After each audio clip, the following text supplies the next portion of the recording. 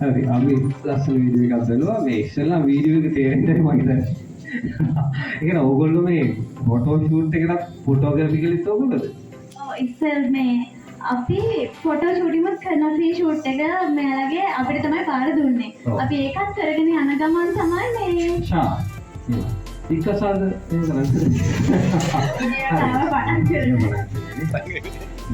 හරි මේ ඉතින් කියන්න ඕගොල්ලෝ සැලොන් එකේ නම වත් කිව්වේ නෑ අපේ වීඩියෝ එකේ. සැලොන් එකේ නම ප්‍රියඩික්.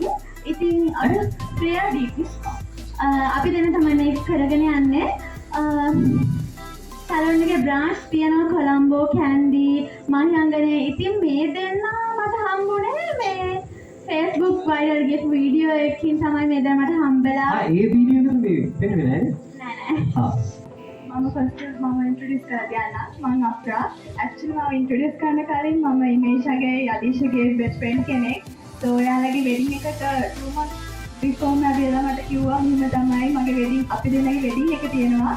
ඔයා ඒ ඔයාගේ මල්ලි කරන අපේ සැලුන් බ්‍රාන්ච් එකේ නම Shine Forever. ඉතින් ඒ දෙන්න ඇවිල්ලා අපිව මේ අපි අර තෝරගෙන අපිට කිව්වා ඔයාලා තමයි අපේ වෙඩින් එක ඩිසයින් කරන්න ඕනේ කියලා.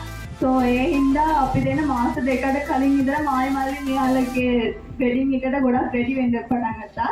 ඉස්සෙල්ලාම හදවෙඩි හරි ඔව් ආතම තම අවස්ථාව දෙන්නේ මේ ඉතින් කියන්නකො මේක ගැන විස්තරයක් ඈ මම පළවෙනියට මොනවා නම් මේක මේ උඩරට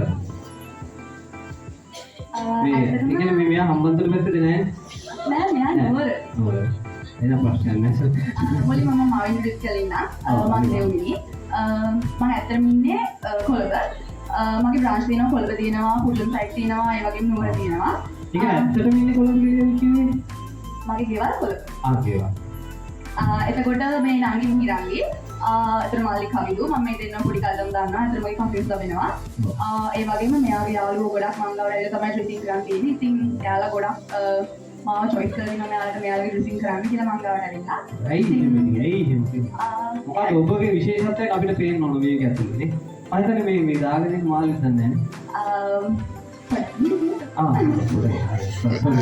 ඇත්තටම මේ නංගි කොළඹ මල්ලි කවිදු නුවර ඉතින් නංගි ඇත්තටම ට්‍රැඩිෂනල් පැත්තට වැඩිය බර නෑ ඉතින් එයාට ඇත්තටම ඩ්‍රෙසින් කරන්න ගොඩක් අමාරු වුණා පේන වැඩි එක ගොඩක් අමාරු වුණා කියලා